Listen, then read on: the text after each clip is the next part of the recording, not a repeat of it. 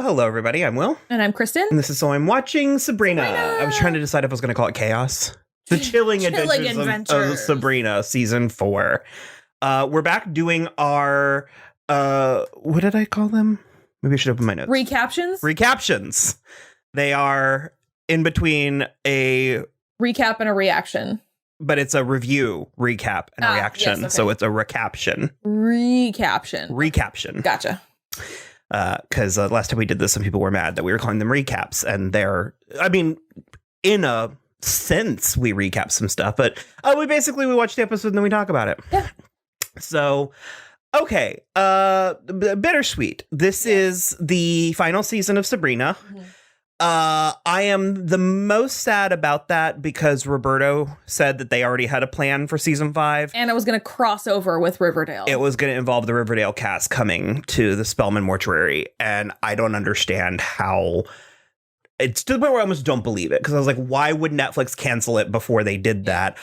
Furthermore, why wouldn't they have worked that in sooner? And now I'm wondering, because we don't know how long Riverdale's going to go. Are they going to bring any of them into? I don't know. Yeah. But well, the other thing is, like, you know, Greg Berlanti owns half of the CW, but Roberto owns the other half. And I'm just sort of like, I don't understand how you couldn't make this work. Mm-hmm. Like, how did this not work? But having said all that, unfortunately, but the things are what they are. In my opinion, I think our opinion, Sabrina's also starting to kind of like, yeah, we weren't wild about season 3. I've enjoyed every season so far, but it has been a decline a little bit. They've started to sacrifice logic and reason and the like. So starting this episode, I didn't grab the title. Did you? The Eldritch Dark. So starting this episode, I was, believe it or not, having a hard time getting in. Okay. They did the recap, and it was like a 2-minute recap, which was nice, which helped because we didn't really remember. We didn't revisit the last season, and there were a lot of things going. But it's the kind of thing that it's like, I remember all these characters, and I remember that I liked them, but also I feel like we sort of need to be introduced. Kind of. And it took a minute for me to sort of get there. Yeah. Well, it is sort of like any other supernatural show where, like, the beginning of the, like, first season of True Blood is so easy to grasp. Mm-hmm. There's, like, it's so tight and compact. There's only so much you have to get to. And then by the time you're in season 7, you're like, there's so many things. There's a government agency locking the vampires up. And it's just like, we're like, how did we get here from there? And that's a little bit like, how did we get to where we are from the beginning? And there is a slight elephant in the room with Sabrina where it's like, and I think this is in its favor for it ending, is that we are reaching a point where we're talking about cosmic stakes here. Yeah. And this is a very grounded production. It is not an over the top. Like, we're not dealing with the boys' money or Ambrose, the Mandalorian money here. Ambrose literally said this is a planet ending situation. And I was like, oh. And so they went in a big dark room. Like, we're not even quite dealing with Once Upon a Time money here. Yeah. So it's not even as good of a dark room as Stranger Things. So it's like. And I mean, I'm impressed with this production. I've enjoyed it. And frankly, I think a lot of people were disappointed with the depiction of hell, and it a little bit surpassed my expectations. No, it was good. It was fine. It certainly works within the world of this Sabrina. But there is something to be desired from the theme of the 8 Eldritch Terrors. That's 2 words that are very hefty. Eldritch and Terror. And when you consider the fact that we just had 2 Sabrinas in a big dark room with, like, a voice being like, nobody likes you, I was kind of like, okay. I mean, look, it went after Zelda also, and, like, rude. Yeah, well, I was really excited because we haven't actually gotten to see Zelda throw down all that much, and nor did we here. That's the thing is, like, the best she did was season 1 with the Mr. Kinkle. Yeah. But basically what happens is every time Zelda starts to throw down, Hilda comes and saves the day, which I love, but it's like every time now it happens. I just also don't believe Zelda's that weak or that, because I mean, it was. Well, that's her fear, apparently, is that she is that weak. But I just would much prefer if Hilda was throwing down on her for herself. Mm-hmm. You know, it's like she's always coming to Zelda's rescue. And it's like, at what point is everybody going to stop underestimating Hilda? Because we have 7 episodes left of this series, and it seems like never. Mm-hmm.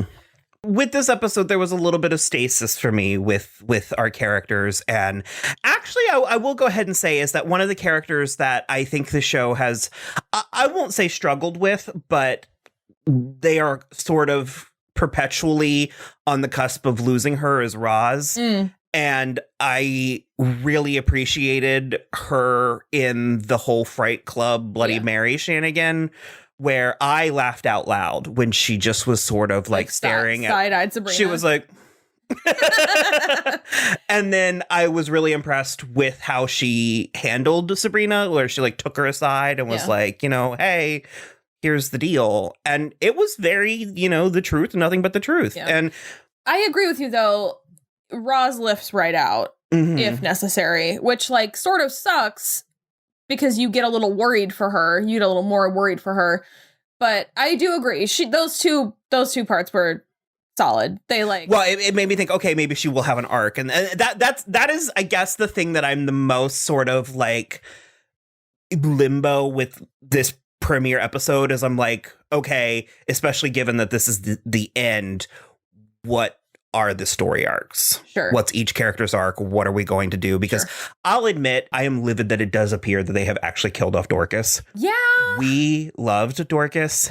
And when Melvin showed up, hand to God, I was like, thank God he's going to be like, Sabrina, I can't find Dorcas, or I need you to help me, like, blah, blah, blah, blah, because they had established this thing with Melvin and Dorcas. They did during Lupercalia, right? I completely was like, oh my God, he's going to Beauty and the Geek her. He's going to win her. And it was like, hey, Sabrina, want to go on a date with me? And I was like, oh, we're just done. We're just hard done. You just forgot Dorcas existed. It really changed. Well, it's also like Prudence doesn't seem at all annoyed or sad or anything that both her sisters are gone. Well, she's kind of like a hard good guy now. And then Agatha is apparently still on this show. We didn't know who this. So look, she lost her braids, and we you got to. So we were watching this with your husband. Yeah. And this woman named Sister Julia showed up, and I was like, oh no, I don't know how I feel about this character. And then finally later on in the episode, your husband was like, is that not the other sister? And I was like, we both were like, absolutely not. Like, no. We basically also were like, idiot. He pulled up a picture of her, and I was like, huh.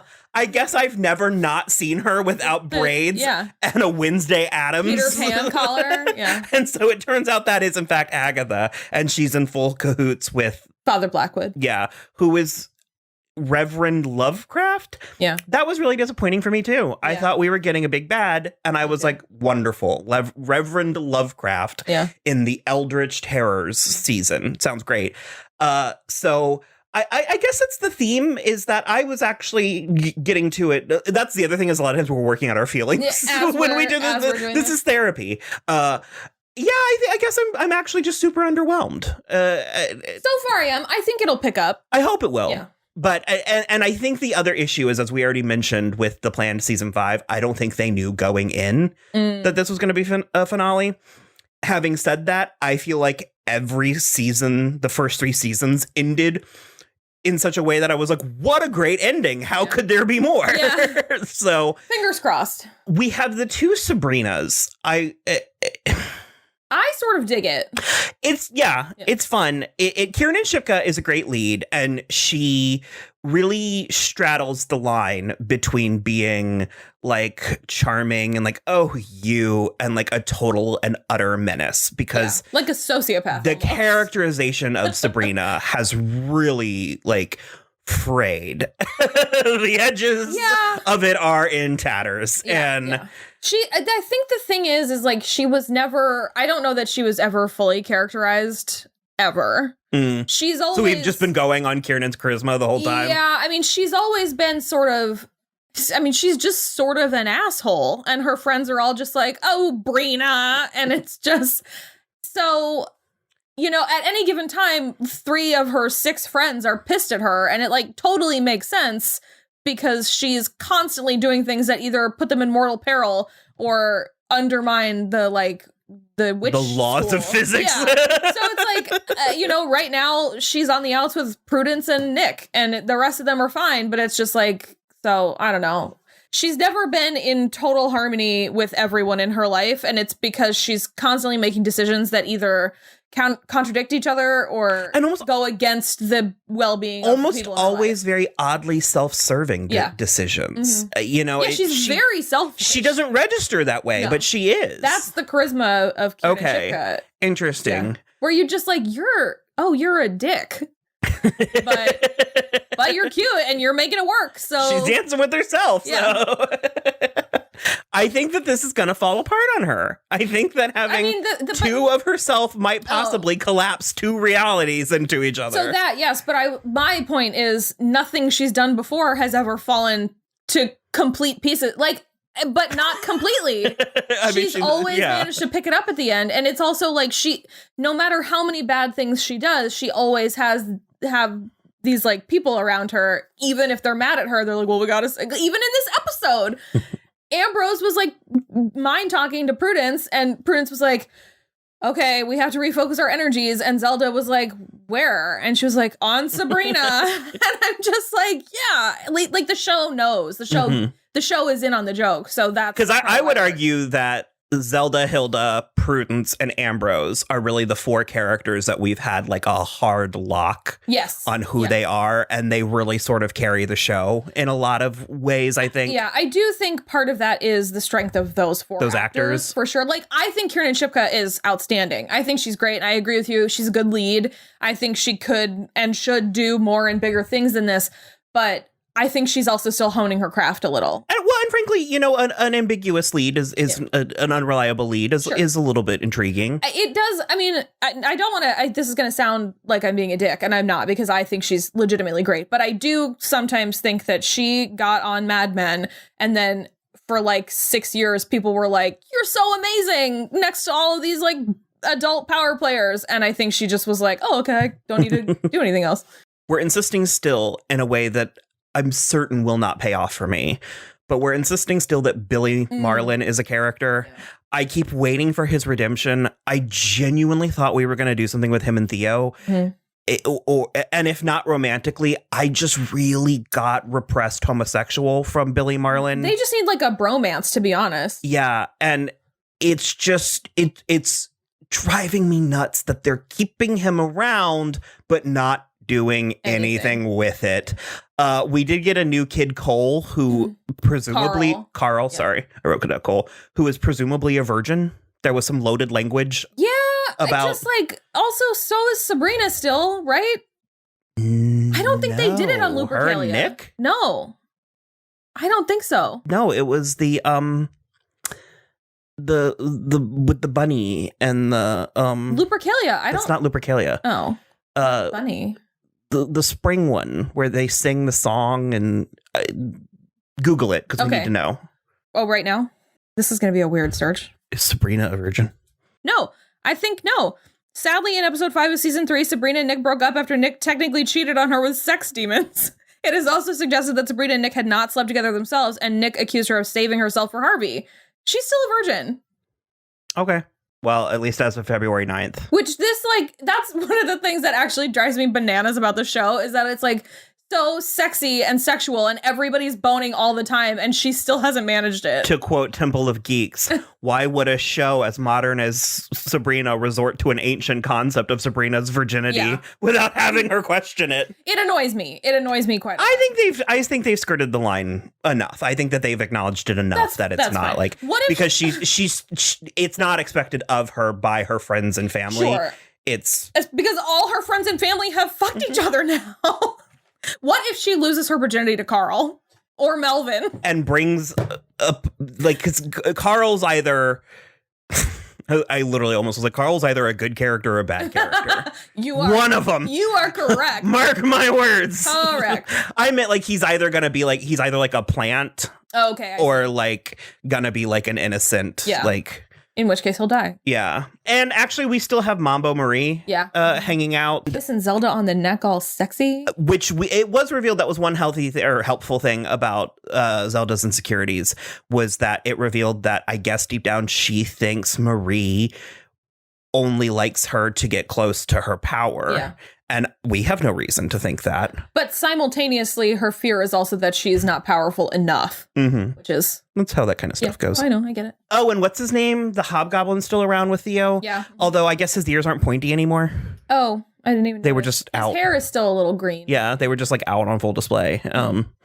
But he was cute. I liked him, but it just sort of it was just there. So very medium start. However, as of now, I feel like we are in a place where I'm sort of like, and to be honest, the previous 2, 3 seasons, however many seasons kind of were that way, where it was like we ended in a really great place. So it was like the premiere of the next season had to sort of fuck everything up in order to get a story out of the also, like this isn't a big cliffhanger. We do have 8 episodes and 8 Eldritch Terrors. So I feel like we're getting one per episode. This was giving me some real late run Teen Wolf vibes, and that is not necessarily a good thing. Not amazing. We could go I didn't love the miners. You said something that made me laugh for 35 minutes. What did I say? It was when they pushing daisies the 3 miners. Or no, it was before that. But Ambrose was like trying to riddle through what happened. And he basically was like, Salem, hold down the fort. And he runs upstairs. And you were like, by all means, leave the demon cat with the dead bodies. 3 dead bodies? That was so, because I was like famous for eating the faces off of dead people. Cats like, famously will eat you if you die. And it just really, you could accuse there being a degradation of plot or character. And that was, I mean, we did get Salem. And that was last thing. Sorry. We got both a cool and also lame Bloody Mary.